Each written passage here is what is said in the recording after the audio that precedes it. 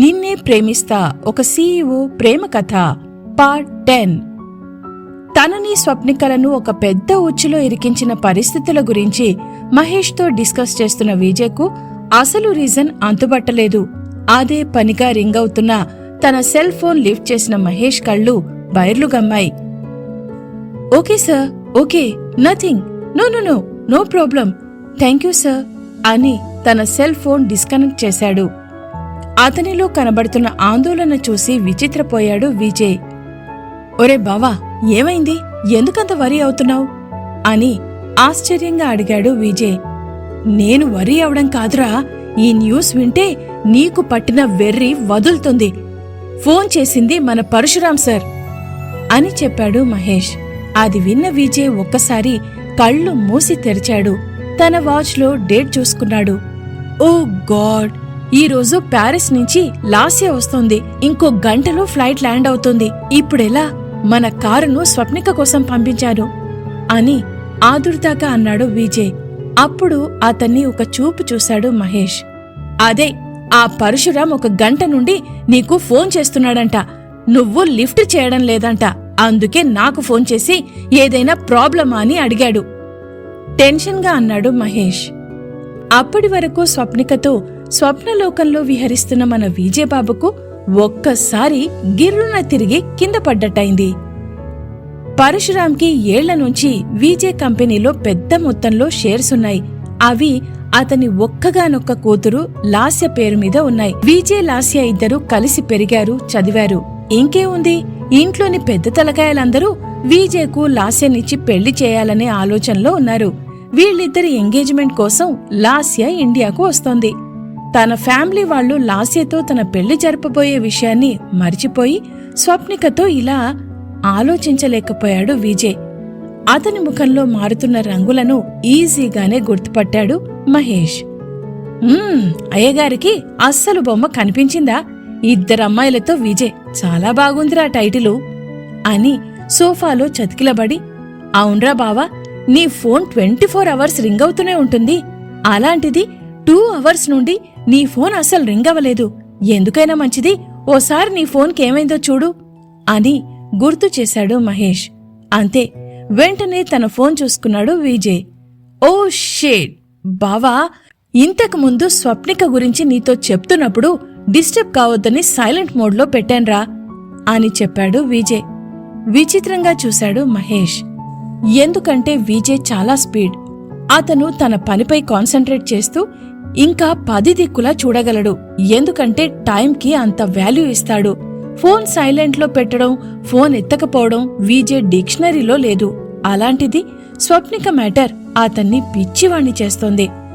అదంతా పోనీరా, ముందు ఈ లాస్యను ఎలా తీసుకొస్తావ్ అని గాబరాగా అడిగాడు మహేష్. వెంటనే విజయ్ డ్రైవర్ నారాయణకు ఫోన్ చేశాడు. నారాయణ, ఎక్కడున్నావ్ అని అడిగాడు విజయ్. సార్, ఇంకో 2 నిమిషాల్లో మన ఆఫీస్ దగ్గరుంటాను చెప్పాడు నారాయణ. అనడమేమిటి, ఆఫీస్ ముందుకు రానే వచ్చాడు. అయితే నువ్వు గేట్ ముందే కారాపు, నేనొస్తున్నా అని లేచి బయటకు వెళ్లాడు.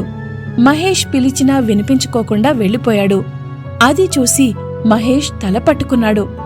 వీడి దూకుడు ఎటు దారితీస్తుందో ఏమో. ఓ పక్క తెలివి అందం ఉన్న సీఈఓ, మరోవైపు తెలివి అందం ఉన్న షేర్ హోల్డర్, పైగా కాబోయే భార్య. విషయమేమిటో తెలియని పెద్దవాళ్లు నన్ను బాదుతారు. కర్మరా బాబూ, కర్మ. విజయ్, ఎంత పనిచేశావురా అని ఏడ్చినంత పనిచేశాడు మహేష్. కారులో వస్తున్న స్వప్నిక మనసు రకరకాలుగా ఆలోచిస్తుంది.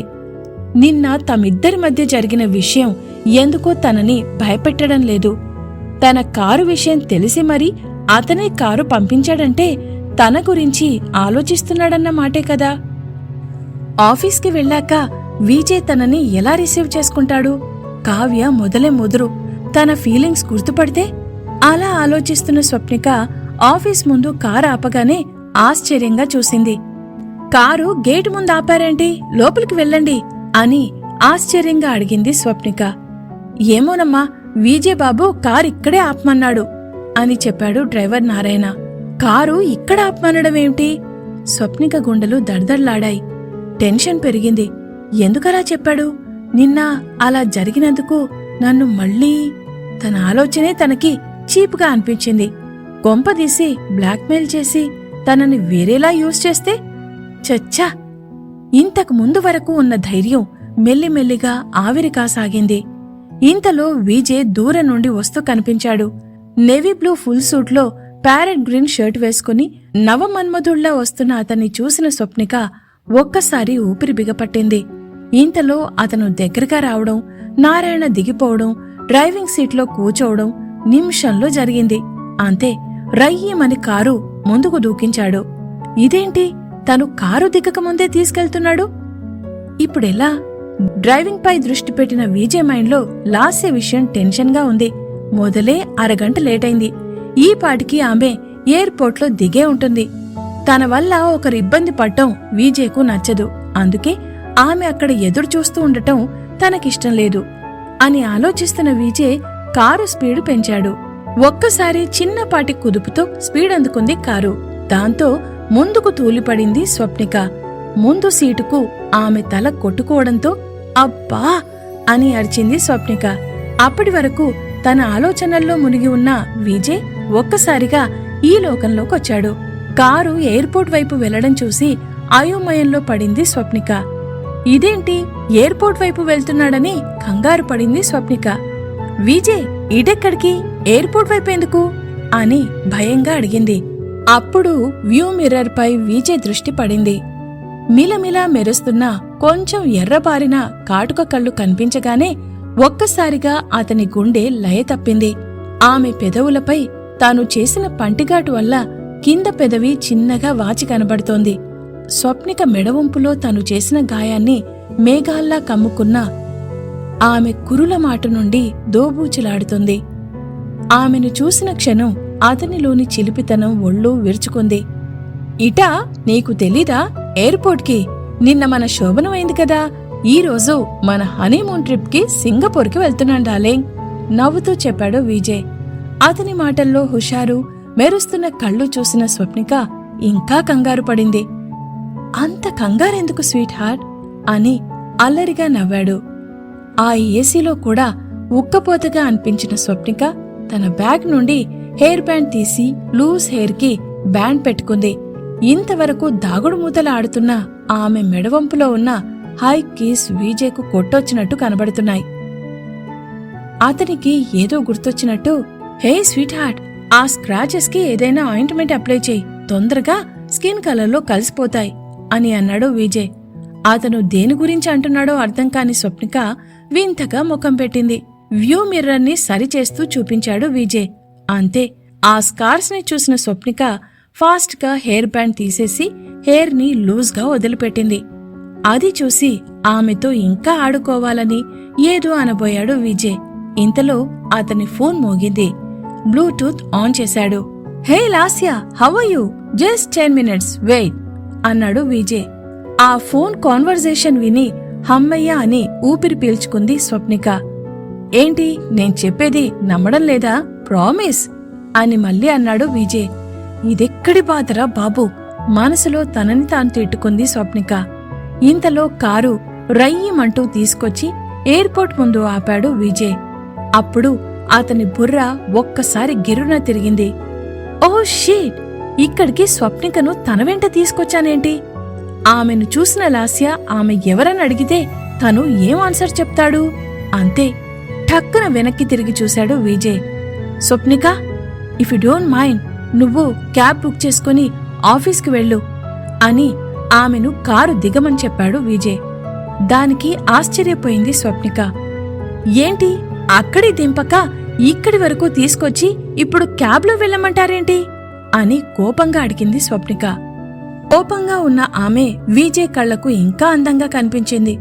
స్వప్నిక కారు దిగి 2 అడుగులు వేసిందో లేదో వెనుక నుండి విజయ్ డార్లింగ్ అని ఒక అమ్మాయి వాయిస్ వినపడగానే స్వప్నిక వెనక్కి తిరిగి చూసింది. ఒక్కసారి ఆశ్చర్యంతో కళ్ళు తేలేసింది. ఎదురుగా పొట్టి బట్టలేసుకున్న ఒక అమ్మాయి విజయ్ని గట్టిగా కౌగిలించుకుని చెవు కొరికింది. దాంతో నొప్పికి ఔచ్ అంటూ తన తలని దూరంగా జరిపాడు Vijay. Hey, what is this? How are you అని తను కూడా పట్టుకున్నాడు. స్వప్నిక తమిద్దరినీ ఇలా చూసిందని అర్థమైన విజయ్ కళ్ళు స్వప్నిక కళ్లతో కలుసుకున్నాయి. కారు దిగి క్యాబ్లో రమ్మని చెప్పడం ఒక అవమానమైతే వచ్చిన అమ్మాయిని కౌగిలించుకుని గట్టిగా కొరికించుకోవడం స్వప్నికకు ఇంకా కోపాన్ని తెప్పించింది. ఆమె కళ్లల్లో కస్సుమన్న కోపం కనిపించగానే ఎందుకో ఆ అమ్మాయిని దూరం జరిపి తన జుట్టును సవరించుకున్నాడు విజయ్. ఆమెనప్పుడే చూసినట్టు హేయ్ స్వప్నిక, నువ్వేంటిక్కడా అని విష్ చేస్తూ ఆశ్చర్యంగా అడిగాడు విజయ్. అది చూసిన లాస్య ఆగిపోయింది. విజయ్, ఎవరా అమ్మాయి, నీకు తెలుసా అని ఆశ్చర్యంగా అడిగింది లాస్య. తెలుసు, అంటే మన ఆఫీస్ సీఈఓ అని చెప్పాడు విజయ్. అప్పుడు స్వప్నిక వైపు ఒకసారి అలా చూసింది. ఎందుకో తనకన్నా అందం పాళ్లు 1000 రేట్లు ఎక్కువ ఉండటంతో లాస్య సీరియస్ అయింది. తరువాత విజయ్ను కౌగిలించుకుని బుగ్గ మీద మళ్లీ గాఢంగా ముద్దు పెట్టుకుంది లాస్య. అది చూసిన స్వప్నిక ఎలా రియాక్ట్ అవుతోంది? విజయ్ పెళ్లి లాస్యతో అవుతుందా లేదా తెలుసుకోవడానికి తరువాత పాటు వినండి. Stay tune to Chandravarshini audio stories.